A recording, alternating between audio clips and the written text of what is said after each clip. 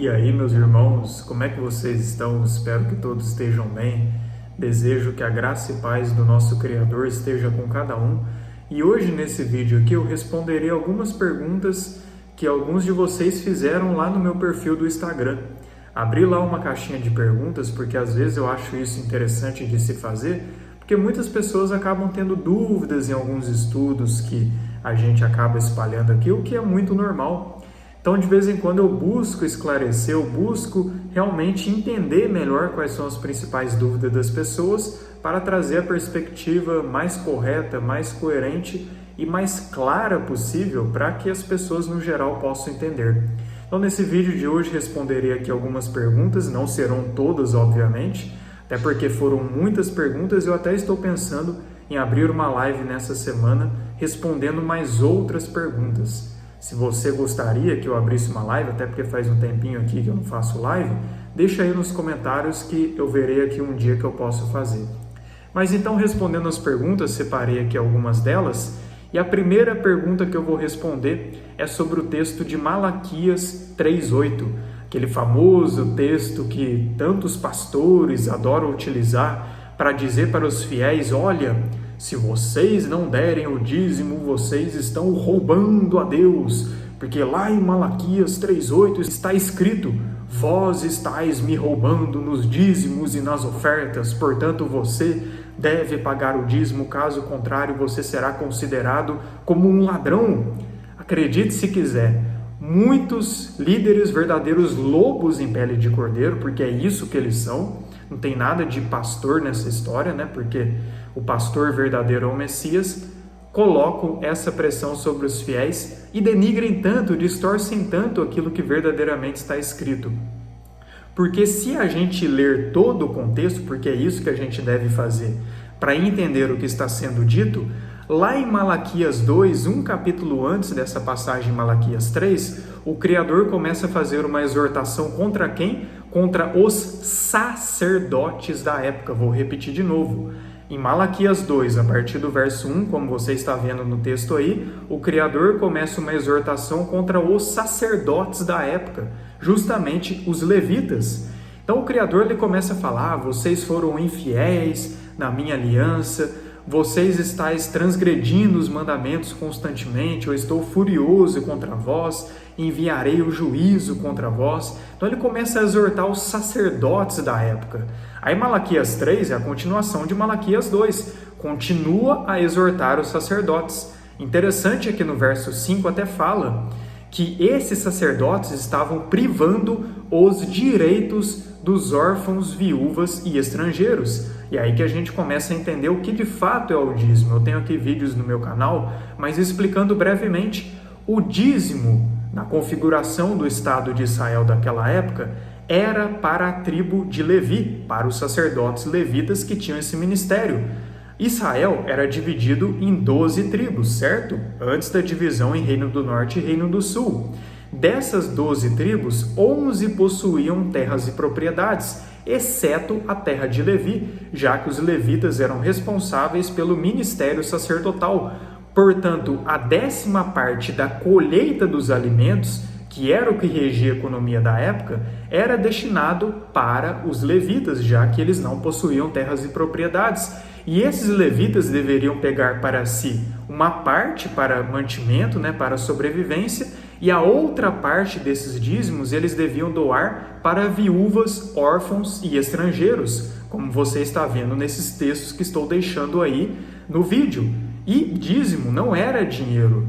Dízimo era a 10ª parte da colheita dos alimentos, tanto que tem passagens que fala: comerás do teu dízimo. Quem come dinheiro? Ninguém, não é? Então, comerás do teu grão, cevada, vinha. Então, essas plantações é que eram, na verdade, os dízimos.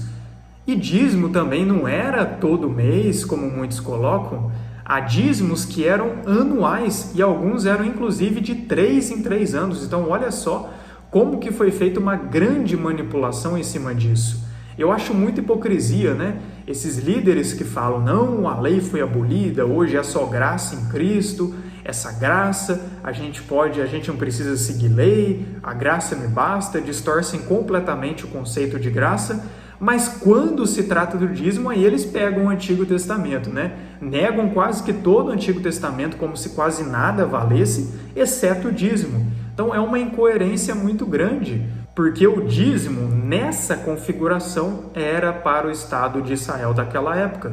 Então, voltando ao contexto de Malaquias 3, verso 8, quando fala que vós me roubais no dízimo e nas ofertas, o Criador estava falando contra os sacerdotes e levitas da época, que em vez de distribuírem uma parte dos dízimos para órfãos, viúvas e estrangeiros, que eram as pessoas necessitadas da época, eles estavam pegando todo o mantimento para si, para fazerem o que bem quiserem. Então eles é quem estavam roubando o dízimo. E aplicando para os dias atuais, quem são os sacerdotes senão esses líderes religiosos, não é? E quem rouba o Criador senão eles, né? Eles literalmente acusam os fiéis daquilo que eles estão fazendo, porque eles tomam o direito dos dízimos para si, sendo que os dízimos, na verdade, sempre foram para pessoas necessitadas e também para os levitas. Mas quem deles é que são levitas? Então eles fizeram uma verdadeira lavagem cerebral nas pessoas, deturpando completamente o que é o dízimo, até porque o dízimo se transformou em dinheiro. Isso foi lá no Concílio de Macon da Igreja Católica, se você investigar um pouco a história. E o dízimo mesmo, da forma que era naquela época, hoje não tem mais a mesma validade, até porque as tribos se espalharam, o templo foi derrubado, levitas foram espalhados pelo mundo. Hoje dificilmente alguém vai saber se é de fato da tribo de Levi. Portanto, o dízimo como era naquela época não tem como mais valer para os dias atuais. Agora é óbvio, o princípio por trás do dízimo com certeza, porque o princípio por trás do dízimo trata-se de ajudar aqueles que realmente precisam de ajuda. Então, o que custa se não você pegar 10% do que você recebe e distribuir a pessoas necessitadas? É esse o princípio por trás do dízimo. E até envolvendo a congregação que você participa, é claro que precisa de ofertas, precisa de doações para se manter, porém tem que ser algo voluntário, de acordo com o coração de cada pessoa, como o próprio Paulo fala em Coríntios. Então esse é o princípio que nos rege. Quando você tem, por exemplo, uma congregação de irmãos na fé, vocês decidem se unir, um ajuda o outro, um supre ao outro nas suas necessidades. Aí sim você vai estar cumprindo o mandamento de amor ao próximo, você vai estar fazendo tzedakah, que é justiça social, algo muito valorizado na cultura hebraica. Então esse princípio sim, ele é válido, ele é importante, mas lembrando, sempre se tratou de ajudar pessoas necessitadas ou de manter alguma congregação, alguma reunião de irmãos. Lembrando que isso não se resume a templos de pedra, tá? Então percebe como que essa lavagem cerebral foi tão grande em cima dos fiéis, a ponto de eles se sentirem uma culpa muito grande de não doar o dízimo todo mês? Sendo que, na verdade, a exortação de quem estava roubando ao Criador era justamente os sacerdotes da época que recebiam as ofertas. Olha só como que deturparam tudo e as pessoas, por não investigar as escrituras, acabam caindo. Então, na verdade, esses ladrões e salteadores é que se encaixam no texto de Malaquias 3:8, e não o fiel que não dá o dízimo todo mês, porque não tem nada a ver com a forma que é nos dias atuais. Na igreja primitiva, um ajudava o outro, não tinha essa de um ficar com a maior parte, o outro passar necessidade. Agora, nessas denominações religiosas que seguem princípios completamente contrários aos princípios da igreja primitiva, o maior é servido, sendo que no reino celestial o maior é o que serve. Então percebe isso? E tem outras coisas também envolvendo o dízimo. O devorador não é um demônio que persegue pessoas que não dão dízimo para a instituição religiosa. O devorador era uma espécie de gafanhoto da época, tanto que em Joel 1:4 é citado essa espécie de gafanhoto devorador que destruía as plantações. Então o contexto é muito diferente da forma que colocam, percebe só? Por isso que é muito importante você estudar, meditar nas escrituras e não depender de um terceiro para meditar por você, porque a chance de você ser enganado é muito grande. A próxima pergunta agora é acerca do Yom Kippur, que esse irmão aí perguntou. Inclusive ele colocou hoje porque eu abri essa caixinha de perguntas na sexta e, segundo o calendário judaico, a guarda do Yom Kippur foi nessa última sexta, no pôr do sol, até o pôr do sol do dia de sábado. Então, O Yom Kippur, a gente deve ou não guardar? Eu já tenho um vídeo aqui no meu canal falando sobre o Yom Kippur, vou até deixar aí na descrição para quem se interessar. E é o seguinte, todas as 7 festas do Criador, elas são perpétuas. E quando eu falo das 7 festas, eu não estou falando de tradições judaicas posteriores, eu estou falando de mandamentos que, segundo as Escrituras, são perpétuos. E essas 7 festas são citadas em Levítico, no capítulo 23. Todas essas 7 festas apontam para a obra de Yeshua e seu preço de redenção. Páscoa, pães ázimos, primícias, Pentecostes, festa das trombetas, dia da expiação, que é o Yom Kippur, e a festa dos tabernáculos. Todas elas apontam para o Messias, a obra redentora. Só que no plano temporal faltam se cumprir as 3 últimas festas, inclusive o Yom Kippur. Já que a Páscoa ele já cumpriu, ele foi o cordeiro sacrificado, pães ázimos também ele já cumpriu, primícias também, e Pentecostes em grande parte ele também já cumpriu. Então a reflexão que eu quero trazer aqui é o seguinte: se todas essas 7 festas apontam para o Messias e sua obra redentora, por que então não devemos celebrar? Qual que é o problema de celebrar elas? Problema eu vejo em celebrar festas pagãs, que nada tem a ver com ele, não é mesmo? Então eu vejo que tem pessoas que ficam colocando como se você quisesse celebrar as festas do Criador, você é um judaizante, você está negando a graça, porque eles têm esse conceito de graça muito errôneo que aprenderam no sistema religioso, como se graça e lei fossem inimigas, sendo que o próprio Messias ele falou que ele não veio abolir a lei, ele veio trazer a plenitude da lei. Então, se ele disse que não veio abolir a lei, por que as pessoas estão pregando que a lei foi abolida? Percebe o engano que foi sendo colocado ao longo do tempo? Citam Paulo, adoram citar Paulo, mas o próprio Paulo ele celebrava todas essas festas e ele mesmo diz lá no livro de Atos que ele andava de acordo com a lei, com os profetas e cria em tudo o que estava escrito. Então não, ele não era contra a lei como algumas pessoas colocam. O problema é que há más interpretações, em alguns casos até más traduções, que colocam como se Paulo defendesse isso, mas não se trata dessa forma. Então todas as 7 solenidades do Criador, elas são perpétuas, até porque não faz sentido. Se elas são perpétuas e serão celebradas lá na glória, como é citado na Bíblia, como é citado lá no livro de Zacarias, que o povo irá adentrar na Jerusalém para celebrar a festa dos tabernáculos, então como que fica então? Então, antes valia, aí por um breve momento deixou de valer, aí na eternidade vai voltar a valer. Não, agora, antes estava valendo, por um momento foi abolido e depois vai voltar a valer. Qual que é o sentido disso? Não tem, não é?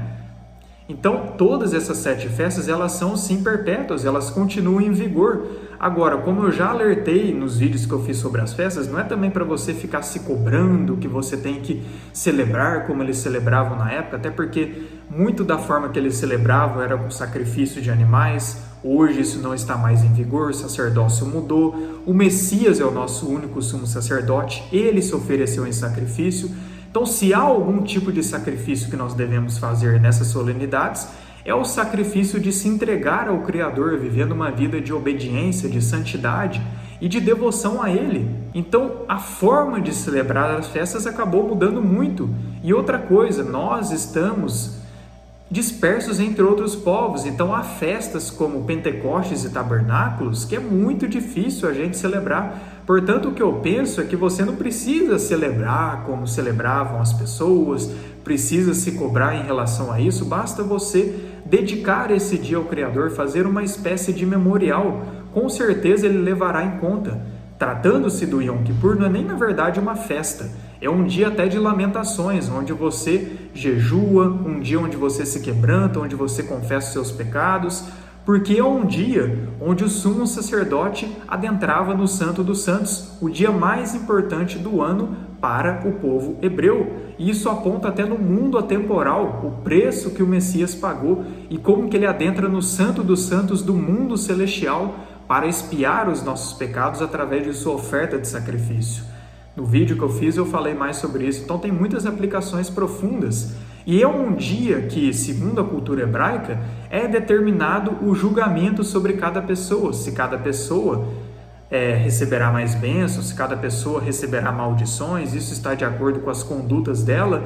Então eu penso que, caso você queira guardar esse tipo de solenidade, sempre se lembre que tudo aponta para o Messias, até porque muitos judeus guardam essas solenidades, mas negam o Messias, que é o próprio cumprimento dessas solenidades. Acabaram não entendendo o real significado por trás. Mas algo que eu acho importante alertar aqui é que hoje também há uma divisão muito grande em cima de calendários.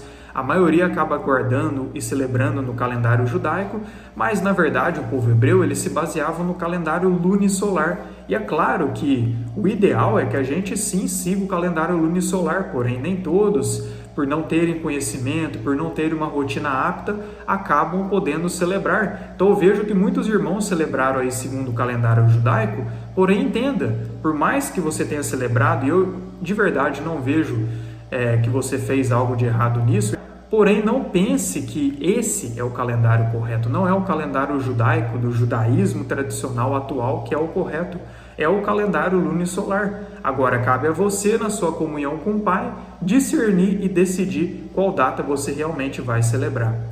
Eu acho que você não tem que se cobrar muito nesse sentido, porque nós estamos em tempos de restauração e vai de cada um. Aqueles que podem, que são mais autônomos, que celebrem segundo o calendário lunisolar. Aqueles que não podem, que é um pouco mais difícil, que busquem um refúgio no Pai para Ele direcionar qual é o melhor.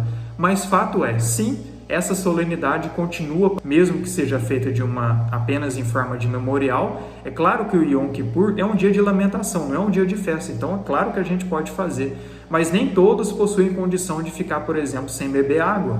Eu mesmo fiz isso uma vez e tive problemas, então eu penso que você tem que dar o seu melhor, agradar ao Criador, de viver em obediência, de se quebrantar perante a Ele, de acordo com as suas necessidades. E claro, não é só um dia no ano que você faz isso, você tem que fazer esse sacrifício ao Criador, servindo a Ele todo dia, mas não custa nada você dedicar um dia ao ano para fazer esse sacrifício, para fazer esse jejum em consagração e confessando os seus pecados, porque o Messias, ele é o nosso Yom Kippur. Se você celebrar essa solenidade, nunca se esqueça disso, que tudo aponta para Ele.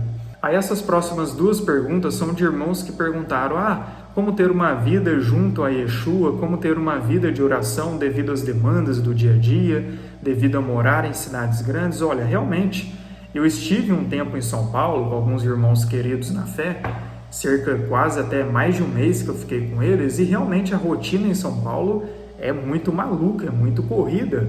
É uma rotina assim, muito desumana, se for parar para ver.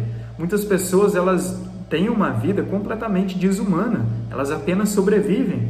Não é o caso dos irmãos da fé, nem o meu caso também quando eu estive lá, porque eu sou autônomo, trabalho em casa, então eu confesso que eu nunca vivi na pele o que uma pessoa que tem que acordar cedo, enfrentar o trânsito de São Paulo e ainda chegar à noite, enfrentar o trânsito. Basicamente, nessa brincadeira aí, vamos supor que você trabalha 8 horas, mas pega 4 horas de trânsito, no mínimo 12 horas do dia só em volta disso. Só resta 12 horas e pelo menos 7 você usa para dormir.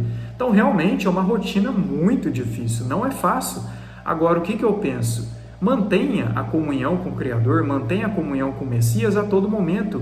Muitas pessoas ficam se limitando como se só pudesse orar de joelhos. É claro que a oração de joelhos ela é válida, ela é importante, ela é um nível assim até de humilhação, de devoção maior, mas você pode orar até mentalmente a todo momento. Inclusive Paulo fala, orai sem cessar. Eu penso que quando ele está dizendo isso, é que a todo momento que você tiver a oportunidade de orar, que você ore. Então, muitas vezes você está lá focado no trabalho, estressado, vibrando até em frequências negativas. Lembre-se de orar um pouco, nem que seja alguns minutinhos. Sempre que você perceber que você está se sentindo sugado, que você está se sentindo muito preocupado, ou até vibrando na frequência do medo, muito ansioso, comece a orar, comece a pedir ajuda ao Pai. Se você tiver algum tempinho extra, dá uma lida ali na Bíblia, em alguma passagem, em outra, dá uma louvada rapidinho. Eu penso que algumas brechinhas no seu dia a dia que você tem, use para glorificar ao Criador.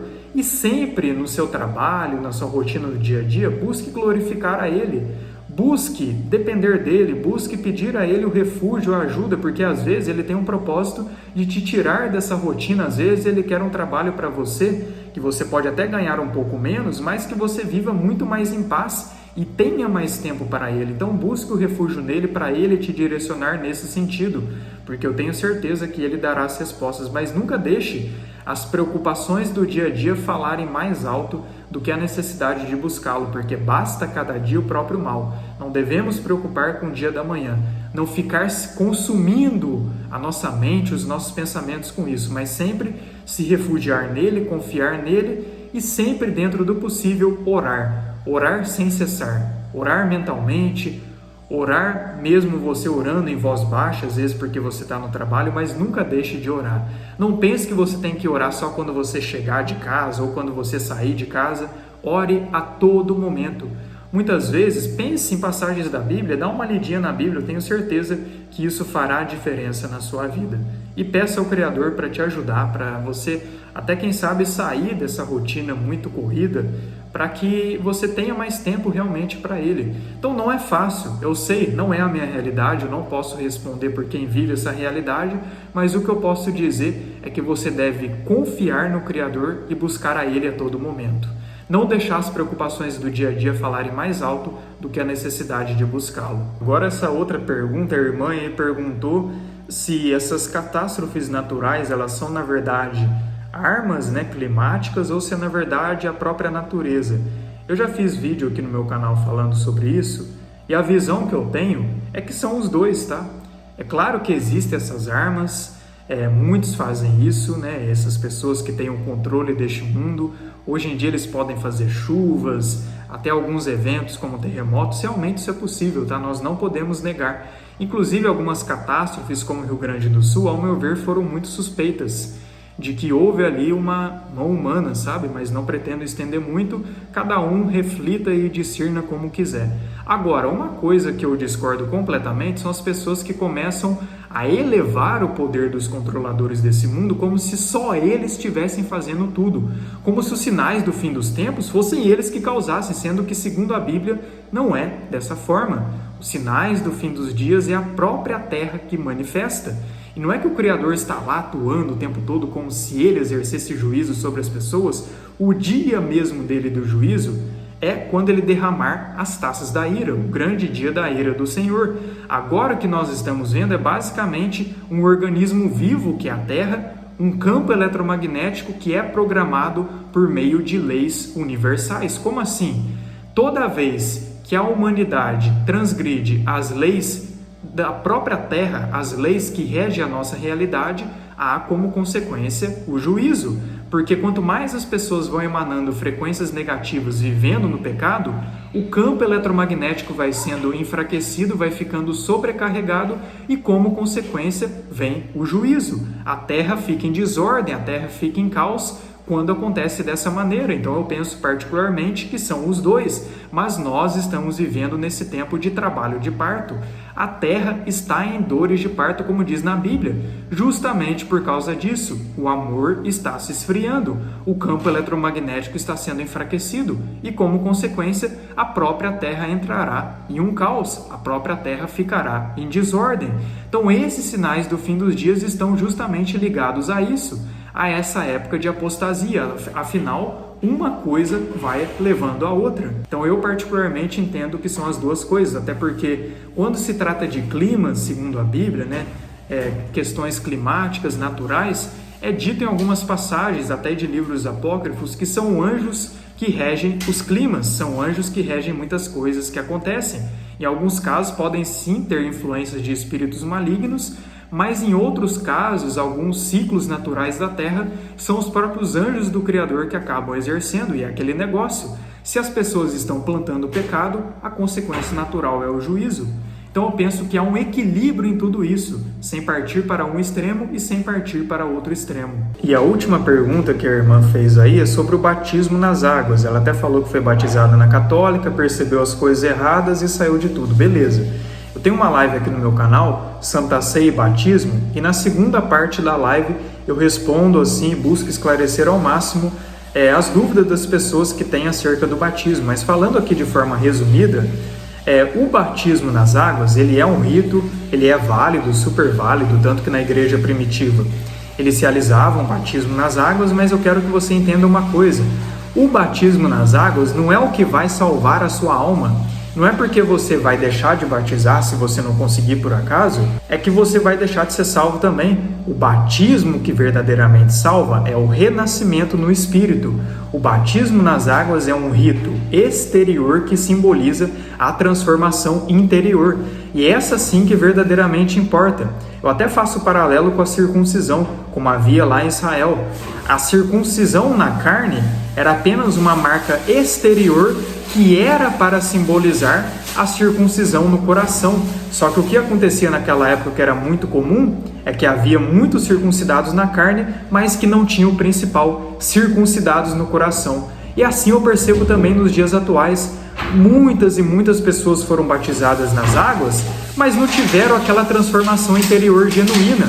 É por isso que eu falo, é o interno que verdadeiramente importa. Se você quiser fazer o rito, se você quiser se batizar com algum irmão na fé, super válido, recomendado, com fé, eu creio sim que tem efeitos bons na sua vida, efeitos benéficos, é uma forma de você testemunhar publicamente a sua fé. Porém, entenda, o mais importante é o renascimento do Espírito, essa transformação no interior, é você de fato adentrar nas águas primordiais e renascer por meio da rua do Espírito Santo. É isso que verdadeiramente vai importar na sua vida e é isso que você deve buscar, vivendo uma vida de obediência, de santidade e pedindo ao Criador, por intermédio do Espírito Santo, que Ele faça essa obra em você, purificando a sua mente e seu coração. Mas mais dúvidas que você tiver sobre o batismo, recomendo essa live que deixarei aí na descrição. Então esse foi o vídeo de hoje, acredito que deu para responder aqui algumas perguntas. Pretendo depois fazer outro vídeo, até mesmo uma live respondendo mais perguntas, porque realmente foram muitas, mas eu separei aqui algumas que eu vejo que são importantes serem esclarecidas. No mais é isso. Se você gostou da mensagem, compartilhe com quem você acha que faça sentido e que o nosso eterno Yahweh abençoe a vida de cada um. Shalom a todos.